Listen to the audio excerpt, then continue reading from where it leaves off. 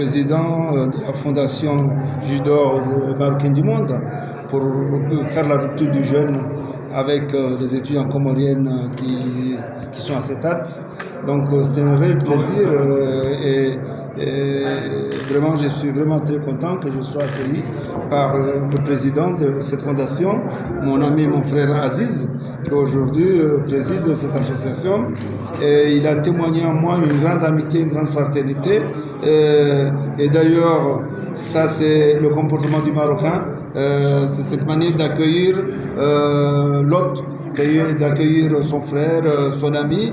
Et le Maroc est connu par son accueil légendaire.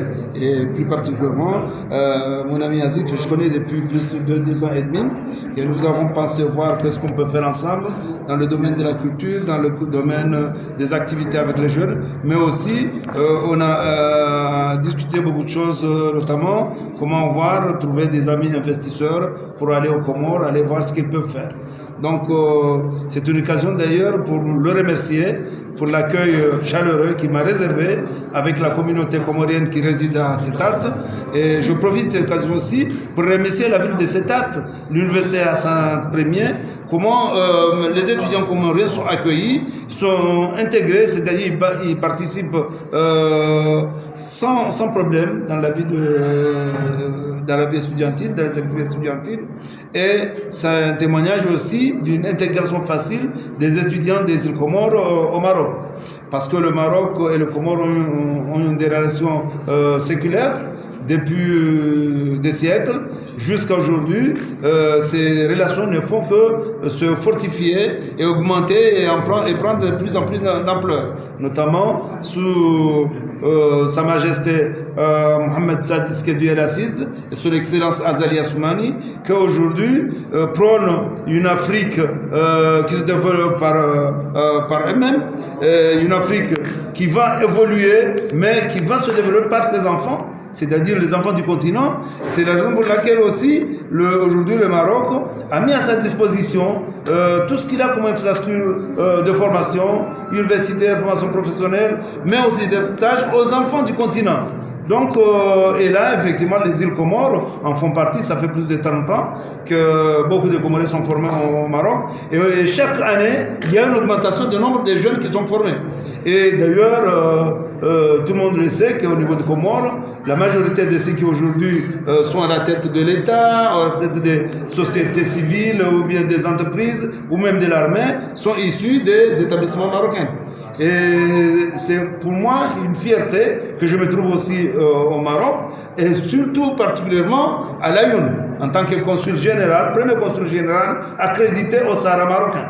C'est pour aussi un témoignage justement du peuple comorien, du gouvernement comorien, de son excellence Azali Assoumani, des relations fortes qui existent entre les deux pays, mais aussi entre les deux chefs d'État.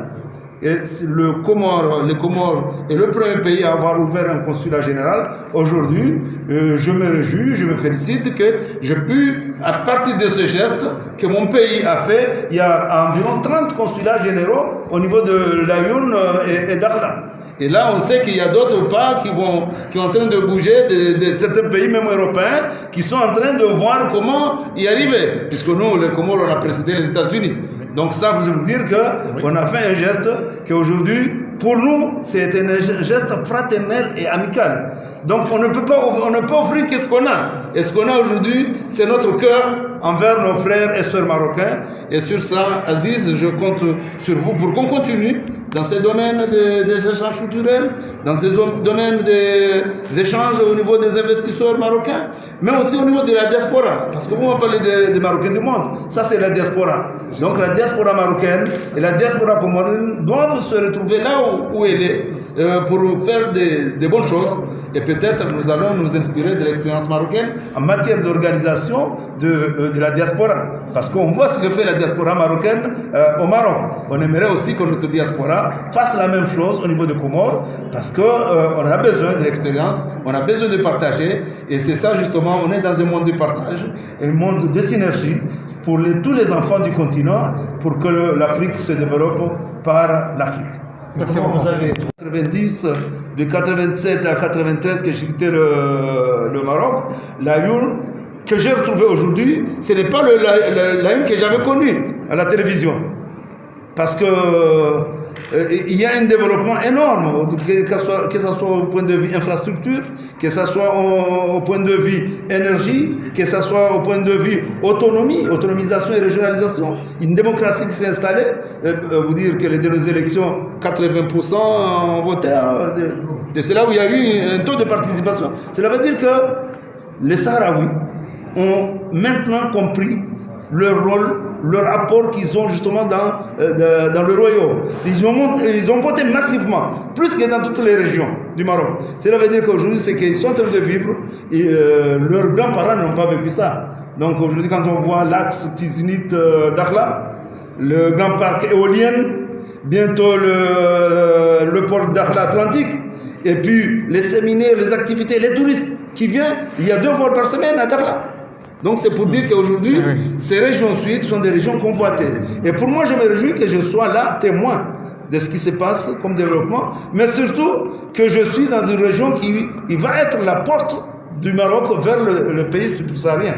Donc c'est pour moi un honneur et une fierté que le Maroc a accepté que je sois le représentant des Comores, justement, dans cette terre marocaine.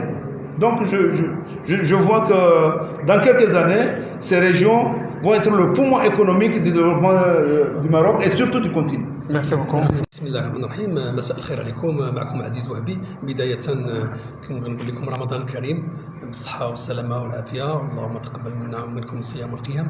مؤسسة النقطة اللي مهمة بزاف هي بأن هذه القنصلية اللي فتحت بالقبائل الجنوبية لجزر القمر هي أول قنصلية التي أشرف عليها السيد سعيد عمر سعيد حسن، اللي صراحة هو يعني يعرف أشياء كثيرة عن المغرب، يعني يحب المغرب، بلد شقيق، بلد صديق، يعني بلد تربطه علاقات متينة وطيدة قوية.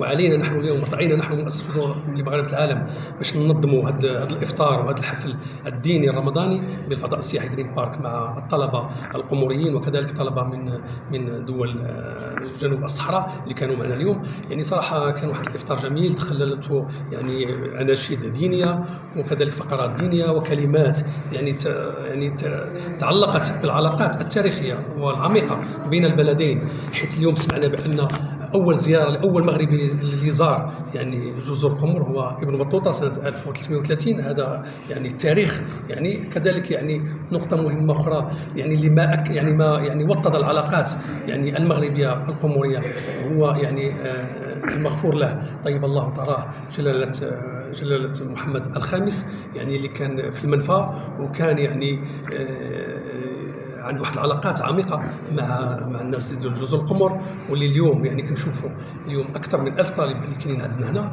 كما تكلمت مع يعني معالي السيد القنصل العام في مواضيع كثيرة ومهمة، خصوصا يعني تتعلق بالفورماسيون والتكوين والتأطير ديال الطلبة القمريين، كذلك مغاربة العالم لما لهم حضور كبير يعني في التنمية الاقتصادية المغربية وعندهم واحد الكفاءات، لأن احنا اليوم نسير ونذهب يعني في السياسات ديال صاحب جلالة الملك محمد السادس نصره الله، اللي كيقول لك يعني الاتجاه ديالنا اليوم هو ماشي في الشمال ولكن بل الجنوب. انا عشت في الشمال مدة طويلة، ولكن حقيقة ما قاله صاحب جلالة فهو حقيقي.